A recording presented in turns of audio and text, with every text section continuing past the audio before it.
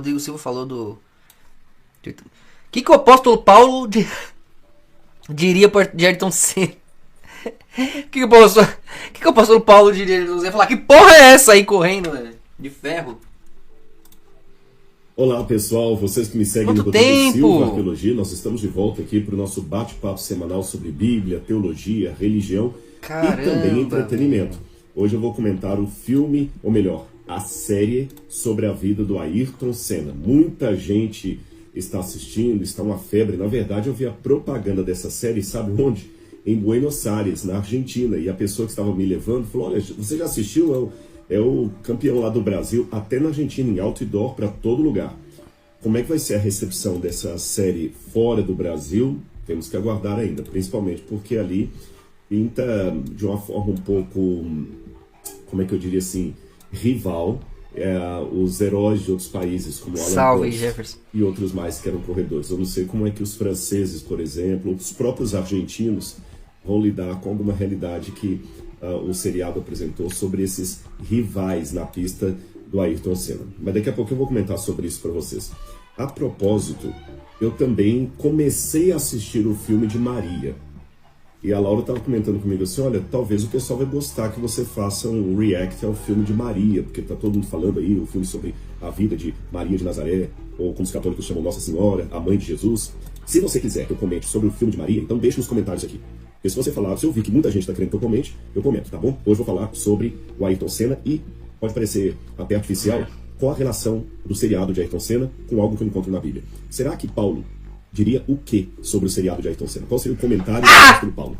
Será que eu vou criar um anacronismo aqui, uma coisa que ele diria? Ou dá pra gente fazer uma correlação entre o seriado do Ayrton Senna? Isso é errado de tantas formas. Eu vou fazer um vídeo aqui, eu quero seu comentário. O que você achou da minha opinião? Falando em comentário, gente, é muito importante. Eu vou repetir isso aqui agora. Por novas políticas do YouTube, o YouTube sempre muda. Não tem sentido nenhum. O que Paulo diria? O que Paulo diria se visse o Ayrton Senna correndo no... Paulo ia desmaiar! Fala, que porra é essa correndo aí na roda, sozinho, sem cavalo de ferro? Não tem nem nexo essa pergunta, essa comparação. Mano, eu vou até mudar meu cenário agora. Não acredito, velho. Vou ficar nessa aqui. O William Bonner. Esse tá bibito, né? Mas tem que mudar lá em cima também, ó. Para de me dar opções, velho. Aqui, ó, mudou. Vamos ver. Aí. Das vezes as políticas em relação à entrega de vídeos e tudo mais, é muito importante. Se você gostar do conteúdo, se você não gostar, tudo bem, mas se você gostar do conteúdo, deixe o seu like, é bom você se inscrever no canal, deixar um comentário, tudo isso ajuda o algoritmo a entregar um vídeo pra você. Às vezes o vídeo não é entregue, não é porque ele é melhor ou pior do que o outro, é porque às vezes... Não, a pergunta é sem nexo, né? É igual, mano, o que Paulo diria do OnlyFans? O que Paulo diria do TikTok? Caralho, ele ia atacar o celular, roubou minha alma. É outro mundo, não dá pra perguntar isso. Às vezes o algoritmo, que não tem uma sabedoria, tem apenas uma lógica matemática ali, o algoritmo vê, pô, esse vídeo aqui não teve muito comentário, não vou entregar o próximo. Então é muito importante, se você aprecia os comentários que eu faço. Você é youtuber agora, hein? Você quer o hype? Você quer o hype agora? Me poupe. Aqui, se você gosta desse canal, tanto é que você está assistindo. Não. Mas é bom também. Gosto mais ou menos. Eu gosto de algumas coisas que você fala, outras não. Porque você é muito defensor da falsa Israel, ateísta, talmudista, aborteira lá. Muito errado. Defender Soros, Rothschild, o que faz com o mundo. Envergonha a Torá, envergonha Deus. Tem que defender os verdadeiros judeus, o verdadeiro Israel, para que todos compreendam Cristo. Cristo fez isso, acusou a falsa Israel para defender a verdadeira e pagou o preço. Você é cristão, tem que fazer a mesma coisa e tem medo. E é isso que chateia, mas... Aliás, que ultimamente ele fez até, né? Lembra que eu reagi lá, ele falando... Finalmente falou do lado ruim do Talmud.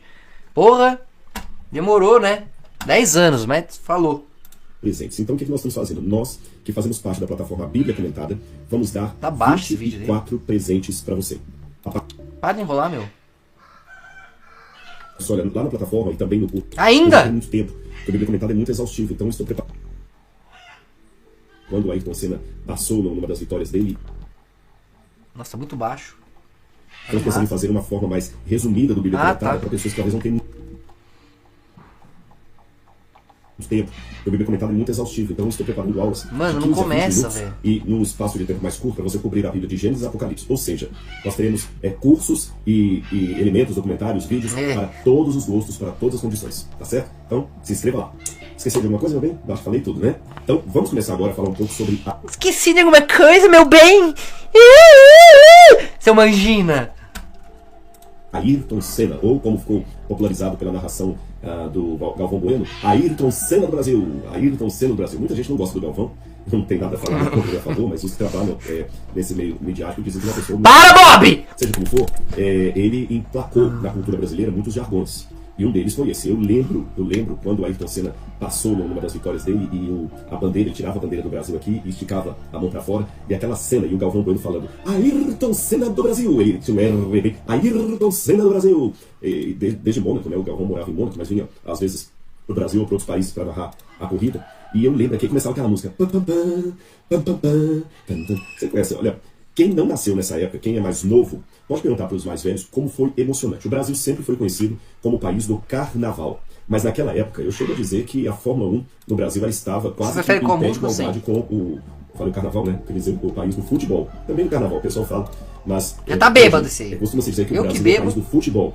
Mas eu tenho uma impressão, a sensação que naquela época, a Fórmula 1 estava quase que em pé de igualdade na cultura no toque do Marcos. Quanto o futebol. É Tourette. O pessoal falava com a mesma gana que eles falavam do Zico, né? O Zico, que era o jogador do Flamengo, que era famoso, o Zico. Tá difícil, tá difícil. Mencionar, eles falavam com a mesma paixão do Ayrton Senna. Até o Pelé brincava, porque o Pelé queria dirigir como o Ayrton, e o Ayrton queria jogar bola como o Pelé. E havia muita brincadeira, e foi uma época, isso aqui é importante dizer, eu vou primeiro falar da história do Ayrton Senna, que eu vivi, eu estava na época aqui no Brasil, quanto do filme, e depois eu vou entrar no que o apóstolo Paulo diria sobre tudo isso. Tá bem? Esse será o ritmo da nossa live hoje. Então, repito, se você gostar desse conteúdo, não deixe de dar o seu like. Eu vou começar de uma maneira histórica, passar para o entretenimento. Vai logo! Esse é o meu objetivo aqui. Saco. Vamos lá. Na época que o Ayrton Senna surgiu, o Brasil estava muito desgostoso. Era uma época de inflação. O Brasil estava respirando um pouco da ditadura militar. É um tema que divide opiniões, né? E a inflação era galopante. Só para você ter uma noção, eu lembro que nessa época do Ayrton Senna, eu vendia livros de porta em porta para pagar a minha faculdade. Então eu vendia, a gente chama isso na igreja adventista de comportagem. Aliás, já vai aqui uma dica, se você receber algum aluno que fala assim, eu sou... É que ele fala muito assim, né, mano? Na minha escola ele ia apanhar, Rodrigo Silva. Porque não precisa, né, velho? Ele não ia apanhar na sua escola também, Rodrigo Silva? Ele é bonzinho, mas na minha época a inflação era galopante. Pra quê falar... Tipo, fala normal com a galera. Na minha época a inflação tava alta pra caramba, velho. Você ia na padaria, o pão já subia o preço. Já... Não, na minha época a inflação era galopante. Ele fala como William Bonner, lendo o roteiro, tá ligado? Por quê? Parece o Carlton! Mas tá bom. Ele é bonitinho, então eu digo assim.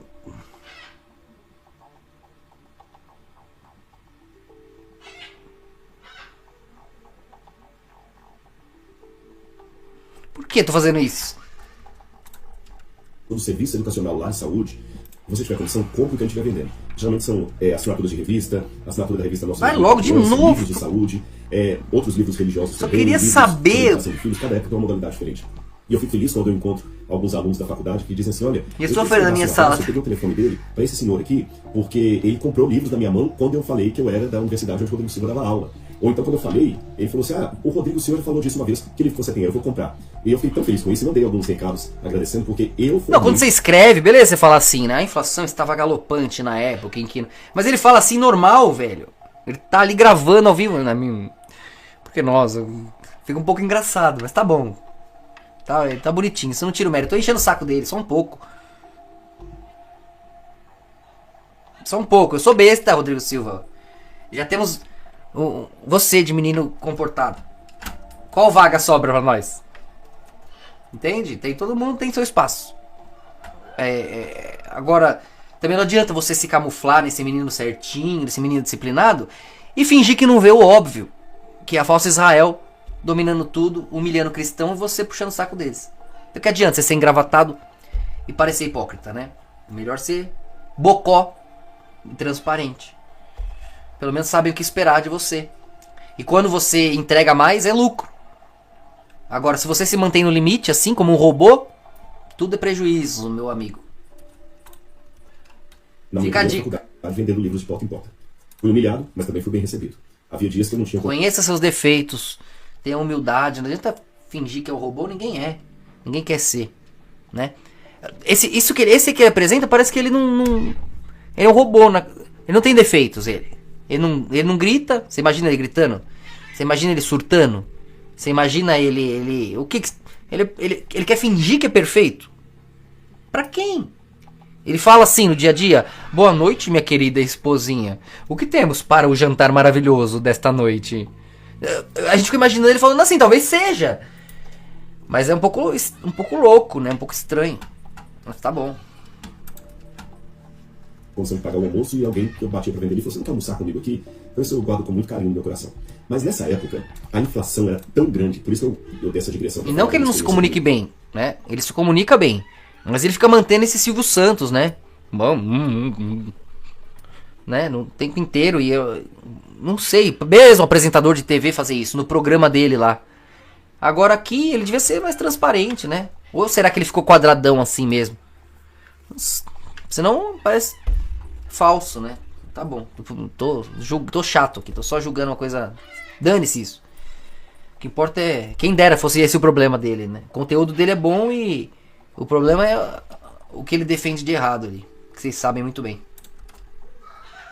Comportou, vendedor de livros, era tão grande a inflação no Brasil que era uma média de 30%, 40% ao mês. Um absurdo isso. Então a gente trabalhava com 4 tabelas de preço. Eu começava, geralmente as férias de fim de ano eram maiores, terminavam as aulas lá pelo dia 15 de novembro, a gente já saía para ganhar tempo. Você se senta na minha live? Se eu fosse descontar o cheque, o livro já valeria 35. Teve o Tancredo Neves que morreu e foi. Um lado, tem toda aquela questão psicológica que você leva o moral da população. Isso que tá no rápido, hein? Tem orgulho de novo da bandeira, temos um representante nosso lá, é tão legal saber isso, que alguém que eu quero saber o que Paulo diria por Ayrton Senna. Representa bem o seu, como diz em latim, que Roma dava o pão no circo para entreter o povo e fazer o povo esquecer de qualquer revolta contra Roma. Nós temos esses dois elementos aí paradoxais na construção de heróis. Por um lado é bom ter um herói, é bom se sentir representado lá, psicologicamente tem o seu valor, mas tem também o seu risco do povo agora ficar empolgado com a Fórmula 1, sendo que no outro dia ele tem a inflação de 35% para lidar e não faz nada para lutar contra isso. Ele fica na mesmice porque a alegria do herói deu uma anestesia à dor que ele está sentindo. Então ele não busca o tratamento porque a dor passou. Esse é o problema. Às vezes, a dinâmica do herói, ela pode trazer esse malefício. Ela traz uma anestesia que passa a dor, mas não resolve a doença. Apenas silencia o sintoma. Como dizia o Juca Chaves em uma das suas músicas, o Brasil é um país engraçado, dizia o Juca Chaves. Eu sempre fui fã das músicas dele. Porque a marmita pode estar pela metade, mas o Maracanã sempre estará por inteiro, dizia Juca Chaves. Nossa. E realmente, é assim que funciona.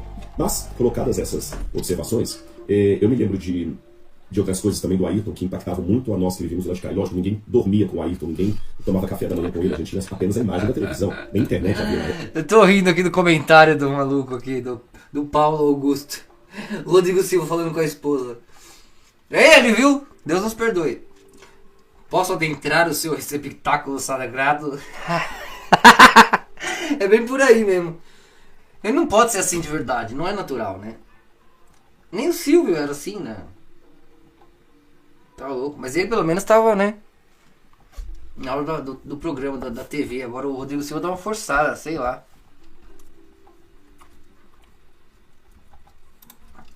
Na época, a imagem da televisão era de um Ayrton Senna humilde, que tratava bem os fãs, empático, ele tinha muita solidariedade, e era uma solidariedade não exibicionista, tanto é que, salvo engano, somente depois da morte dele, que vieram a saber que ele tinha uma ONG para cuidar de educação de crianças em situação de risco, crianças de periferia, pobres, e a Viviane, a Senna, a irmã dele, que é psicóloga, inclusive, ela cuida dessa ONG até hoje. Mas ele nunca colocou isso como bandeira, como plataforma, ninguém sabia. Eu vi um cara no podcast esses dias debulhando essa ONG aí, falando que, nossa, que é mó paia.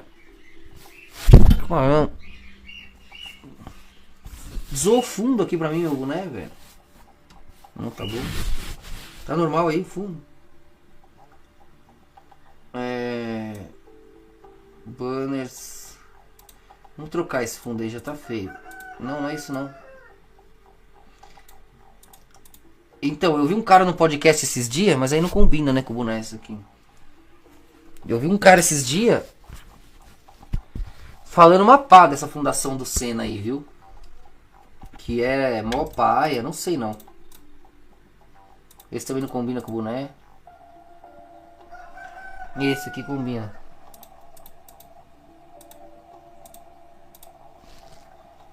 Tô cara de louco. Então eu não sei, meu. Esse lado benemérito do Ayrton Senna. Só foram saber depois da sua morte. E uma coisa também que foram saber depois da morte do Ayrton, que isso mexe muito comigo, é o lado espiritual dele. Ele não declarava abertamente qual era a sua religião. Talvez fosse católico, como a maioria do Brasil, mas ele nunca falou explicitamente isso. Mas ele sempre era visto rezando. Ele falava muito de Deus. Uma frase famosa dele eu sinto que Deus me deu um presente. Deus me fez especial. Então, diferente de John Lennon, que uma vez arrogou de maneira bem orgulhosa, dizendo que ele era mais famoso do que Jesus Cristo. E tem um outro também que eu estou querendo dizer, quem era um cantor famoso aí, que disse assim: eu não preciso de Jesus. O Ayrton Senna não, ele sempre colocava Deus à frente. Se Deus quiser, Deus vai ajudar, com a graça de Deus. E até, isso foi noticiado num dos sites de notícias, que depois da sua morte descobriram também a Bíblia dele bem marcada. Então ele lia a Bíblia, ele marcava trechos da Bíblia. Então era uma pessoa que tinha uma espiritualidade, isso é algo que me encanta. Ou seja, ele reunia várias coisas em torno de si, não havia escândalos, como a gente vê às vezes em outros heróis brasileiros, né, de bebedeira, de uso de drogas, não havia isso. Namorou bastante, é verdade. Namorou... Pior que é, Carlos, mas aí eles bombam, né? A gente fala pra quem entende e é lento. Porque é isso, né? No degradê, as cores que compreendem a maioria são a minoria, né? É a minoria central do degradê. 7/12, 36, 70, né? 72 em cima, 72 embaixo, 144. É aquelas cores centrais que terão nome. E elas que entendem todas as outras atrás, né? Então, no fim acaba sendo meio que assim mesmo. Muito. Para os padrões cristãos mais conservadores, talvez não era por aí. Mas, no frigir dos ovos, pelo menos era alguém que passava... Mano, eu quero saber o que Paulo diria pro Senna. Eu tô esperando isso. Valores para a juventude. Ou seja, eu não teria problema de ver o meu filho assistindo Ayrton Senna. A mesma preocupação que eu teria se aquele filho começasse a se espelhar agora em determinado cantor, determinada atriz, ou determinada cantora, ou determinado jogador de futebol. Se é que você me entende. Acho que eu dei já um exemplo aqui do que marcou o Ayrton Senna. Agora eu posso falar sim do filme. Eu descobri que o filme foi considerado, vocês vão entender por que da risada irônica aqui, uma produção barata. E de fato, para cinema, para Netflix, é uma produção barata. 250 milhões de dólares. Porra! Agora estou na dúvida se foram 250 milhões de dólares ou de reais. Porra! Vou botar para baixo. Se for 250 milhões de reais. Muda tudo! Ou de dólares.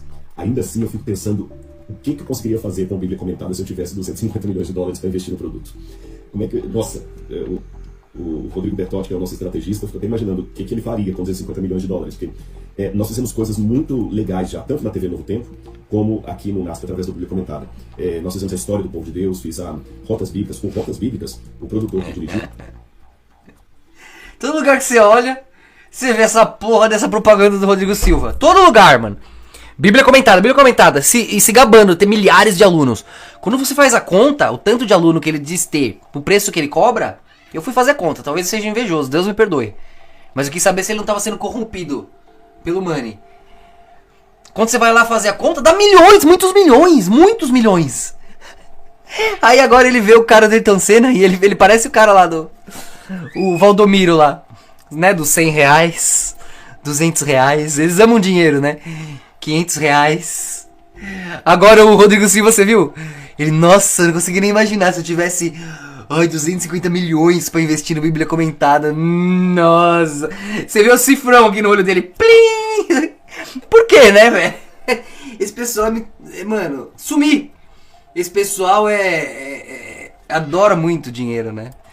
Parece os talmudistas, cara. E ele gosta também dos talmudistas. Ele já mostrou acidentalmente o Rotas Bíblicas para 2 emissoras de TV. E quando eles assistiram como estavam Rotas Bíblicas, os diretores falaram assim: convence o Rodrigo a trabalhar com a gente e faz um igual que a gente banca. 2 emissoras de TV, canal aberto, tá certo? Então foi um material bom. Mas imagine se nós tivéssemos 250 milhões aí para investir, colocar tela de LED da melhor categoria e fazer com computação gráfica os desenhos de Jerusalém enquanto eu estou explicando a Bíblia. Né? Mas Deus já está fazendo grandes milagres com um orçamento baixo que nós temos, que não chega nem a 1% disso aí. Uma vez eu lembro que eu fui com a equipe da Novo Tempo para gravar em Israel. Não é autocomiseração não, tá? É só para vocês verem o esforço que a gente faz. Mano, como ele enrola. Colocar o material, o melhor que podemos para você acerca da Bíblia. Eu fui gravar Evidências lá e nós éramos 4 pessoas na equipe, comigo 5. E nós fazíamos 20 programas, gravava 20 programas, para voltar com 20 programas em 2 semanas. E tinha uma outra emissora de TV do Brasil lá na mesma época. E eles tinham uma equipe de 15 pessoas. Vai logo, Joe. Veja, nós éramos 4 mais o apresentador, eles eram 15 mais o apresentador.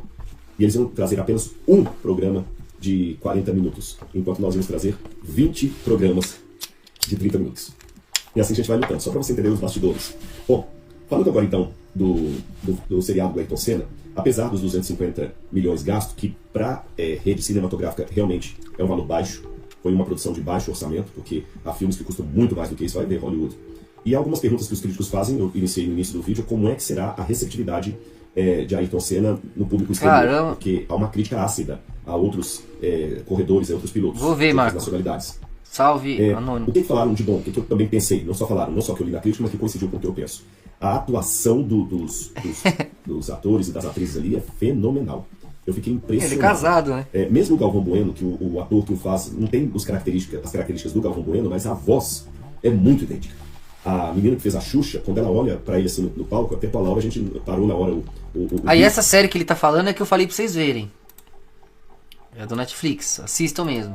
E a Laura buscou no YouTube, quem quiser, a cena original da Xuxa com o Ayrton Senna no programa, e comparamos com a cena do filme. É muito parecido. A atriz, quando ela olha pra ele assim do lado, assim, e tal, ele fala no ouvido, muito parecido. A voz da atriz que fez a Xuxa, parecidíssima. A atriz também que faz a irmã do Ayrton Senna, muito parecida, a Viviane. A mãe dele também, muito parecida. O pai, eu não lembro muito da fisionomia do pai. E o Gabriel Leone, que é o ator que faz o Ayrton, esse aí merece palmas. Esse brasileiro que fez. Ayrton, ele fez o filme da Ferrari, que é gringo, hein? Muito fácil de imitar. Pesquisem lá. Do Silvio Santos, do Lula, né? A voz do Bolsonaro, essas vozes assim são mais imitáveis, todo mundo imita. Pode olhar, quase todo mundo imita a voz do Silvio Santos. Não é o caso do Ayrton. E ele faz um timbre de voz muito parecido, que não é o dele. Ele está imitando o Ayrton. Inclusive, o inglês do Ayrton era muito carregado no sotaque. Ele tinha um inglês, quando ele dá entrevista em inglês, era muito carregado. E ele vai falar o inglês, ele fala o inglês igualzinho o Ayrton Senna fala. Sabe, muito preso assim no jeito brasileiro de falar, que o Ayrton nunca teve o dom de assim, falar muito bem outros idiomas. Outra coisa que destacou-se também aqui, de positivo, é que a série conseguiu trazer de novo aquela emoção da Fórmula 1, sabe? O zunido dos motores, aquela parte ali. Eu tenho a impressão que em alguns momentos eles mostraram cenas reais, assim, muito desfocadas, mas eles voltavam imediatamente para a cena do filme. Realmente não deve ter sido fácil gravar o lado da pole position, o Ayrton brigando ali com o outro, ou mesmo no box. Você tem que ter um carro de Fórmula 1 com as mesmas características da Lotus, você tem que ter outro carro com a característica da McLaren, outro carro com a característica da Ferrari, e botar, porque mesmo que eles tenham usado banco de imagens para reproduzir algumas cenas da largada, da corrida em si, mas há outras cenas que não tem como você usar banco de imagens, eles tiveram que reproduzir. Foram muito bem feitas, sabe? Muito bem feitas mesmo. Outra coisa que... Eu quero saber o que ele fala, o Paulo falaria para Ayrton Senna, mano. Eu tô aguentando aqui, nossa, 1 hora, velho. Ferrou mesmo. Uma obra muito tosca. É histórico, e o que o roteirista quer colocar. A mulher atrás não vai dizer nada pro espectador moderno. Você compreende? Então eu dou essa vantagem para os roteiristas, que tem que criar uma licença poética, às vezes para colocar um contorno do cenário que nós não temos, às vezes para tornar a cena mais didática, e também para tornar algo que seria trivial interessante. Não é isso que os poetas fazem? Veja, você fala, eu estou namorando uma menina ali da esquina, a filha da Maria. Agora vamos falar de maneira poética? Não, mas ele fala o amor. O poeta não vai falar de uma coisa trivial. O poeta mostra quão profundo é um momento que parece raso às vezes, mas ele mostra as camadas. Uma coisa trivial não rende poesia. É ver a profundidade naquilo que rende. Mas tá bom também, tô sendo chato pra caramba. Mas é que eu senti que ele menosprezou a poesia. A poesia é ver isso, né? Naquela esquina mora uma flor. Tipo, não é isso que os poetas fazem? Torno do cenário que nós não temos, às vezes para tornar a cena mais didática, e também para tornar algo que seria trivial interessante. Não é isso tornar algo trivial interessante. A poesia faz isso, os poetas fazem isso. Eu não acho isso. Tudo pra ele é marketing, né? Fica parecendo que não é isso, velho. Na verdade, você tem uma catarse, um sentimento profundo diante de uma situação, e a poesia tenta descrever, tenta te fazer sentir aquilo. Toda a arte tenta te fazer sentir aquela sensação, alcançar aquela sintonia que é profunda. Não é só passar um pano pra vender uma parada numa coisa que seria idiota, invendável, né? Fica parecendo isso. Não é, a poesia não é um truque. Não, é real, é um mergulho na alma da situação. Poetas fazem? Veja, se eu falar, eu estou namorando uma menina ali da esquina, a filha da Maria. Agora vamos falar de maneira poética. Naquela esquina mora uma flor. Uma flor que roubou meu coração. Eu olho para ela e consigo entender o sentido da vida. Para muitos pode ser apenas a filha da Maria, mas para mim é aquela que encantou meus sentimentos. Então, tá vendo? Aí sim. Mas porque esse ali, por aqui, pela existência daquela pessoa, como tudo muda, seu universo é outro, sua realidade é outra, suas escolhas são outras. É aí que tá, ele acabou de fazer o contrário do que ele falou. Pô, você enxergar a poesia, a profundidade de um sentimento como meter o louco numa coisa trivial só pra ficar mais vendável. Pô, isso é uma ofensa aos poetas. Os poetas nem ganhavam tanto assim, depende do tempo, né? Mas não é por dinheiro, é o que é. É a mesma história, mas colocou poesia, ficou diferente. Então eu entendo que a licença poética... Mas a poesia vem diante de um sentimento muito forte. A poesia vem quando você tem inspiração. A poesia é um momento se fazendo eterno pelas palavras. É mais do que isso que você estava falando. Não é um trabalho de marketing. Criticar a licença poética, ela é necessária. Mas ao mesmo tempo que a licença poética é necessária, ela é como remédio controlado, sabe? Somente remédio psiquiátrico, que às vezes o próprio especialista tem que cuidar, porque uma dosagem a mais do remédio psiquiátrico torna a pessoa muito, assim, passada, ou deixa a pessoa agitada demais. Então até os psiquiatras sabem do que eu estou falando. Para você acertar na dosagem, às vezes é uma questão milimétrica.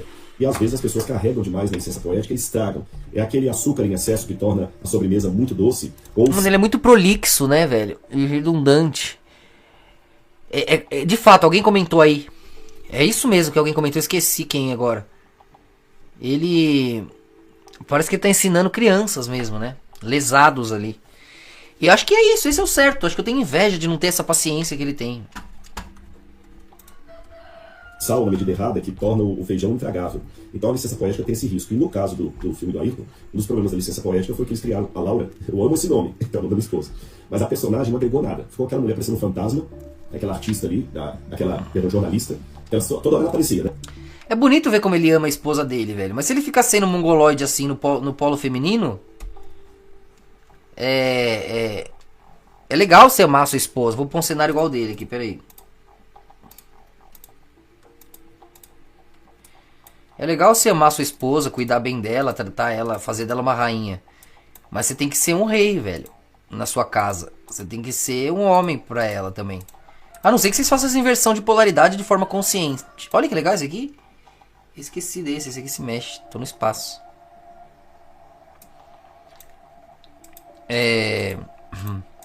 Mas se tudo ele fica nesse... Ai, a minha querida Laurinha... Ai, que não sei, Laurinha. Ai, meu amor, claro. Aí a mulher fala, ai, claro, minha querida Laurinha. A não ser que ele goste que de noite ela pegue um dildo desse tamanho e pá nele. E ela cuide, pá, eles façam essa troca bem consciente.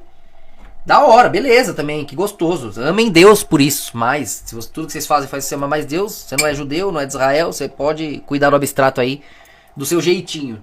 Desde que você faça o mundo amar mais Deus. Agora... Se o caso contrário ele queira manter essa postura de Israel, que ele parece querer, né? Aí ele tem que ser o patriarca, ele tem que ser o homem da situação, o macho da situação. Para de ficar assim, né, velho, com a mina. Ai, a minha querida Laurinha. Ai, minha fofura Laurinha, vem, Laurinha. Pô, você vai tomar um chifre maior do que, mano, os do demônio, caralho. Que toma o chifre deles, vai querer uma firmeza. Ô, Laura! Por favor, Laura! Entendeu? Não adianta ficar... Ai, Laurinha, minha querida. Não precisa ser agressivo. O verdadeiro homem nem precisa chegar na agressão. Ele é ele. A mulher respeita ele. Respeita a força que ela prevê dele. Agora fica... Minha querida Laurinha... Pô, quando ela encontrar um maluco pá... Ela vai ficar derretida. A culpa não vai ser nem dela. Caralho. Dica de capeta. Dica do inferno pra você que tá aí... administrando as tentações do inferno. Você tá administrando dinheiro, fama, entendeu? E uma esposa bonita, bem mais bonita que você, até onde eu sei. E tudo bem, você é um cara talentoso, um cara da hora, um cara foda, destacado. Mas se você ficar, Laurinha, ai claro, Laurinha, ela vai sentir saudade de um homem. E aí não vai dar certo. Não precisa forçar a situação, mas porra, tenha mais firmeza, para de ser um pangaré meloso, velho. Caraca, a mulher gosta disso, pensa que gosta disso, mas ela aguenta uma semana disso só. Fica sendo meloso com a mulher uma semana, um mês. Que você vai ver só o tamanho do par de chifre que você vai tomar. Eu nem culpo ela. Porra. Laurinha. Porra. Menos, né? Cara, vocês já são casados há um tempo. No começo, beleza, a gente entende. Quando você tá chavecando, quando você tá seduzindo, paparica lá, paparica aqui, já é perigoso. Hoje em dia, então, nem se fale. Mas, porra, o cara tá casado há um tempão, mano. Puta mangina. Do nada. Ai, mas como diz a minha querida esposa Laurinha. Como ama a Laurinha. Porra, caralho. Pareça menos dependente, pareça menos... Sabe? Obcecado e da hora, porque legal. Você deve ter umas novinhas lá dando em cima de você. Deve ter umas meninas, você tem dinheiro, tem fama. É fácil pra você pegar umas gostosas aí. De fato, é bonito que você seja tão apaixonado pela sua esposa. Mas se você quiser continuar com a lua interessada, se mantenha sendo sol. A partir do momento que você não tem mais brilho e... Ai, aonde você vai, lua? Eu vou te seguir, lua. A lua não vai querer, não vai te ver mais como sol. Entendeu? Rodriguinho. Porra, bicho. Fica a dica. Agora, pros casais que invertem polaridade, que a mulher é mais masculina, o cara é mais feminino, e vocês se entendem na cama, se entendem no dia a dia, beleza, entendeu? Bota um outro lá, mambudo no rolo, faz um trisal, e amem Deus, e tenham energia pra ajudar o próximo.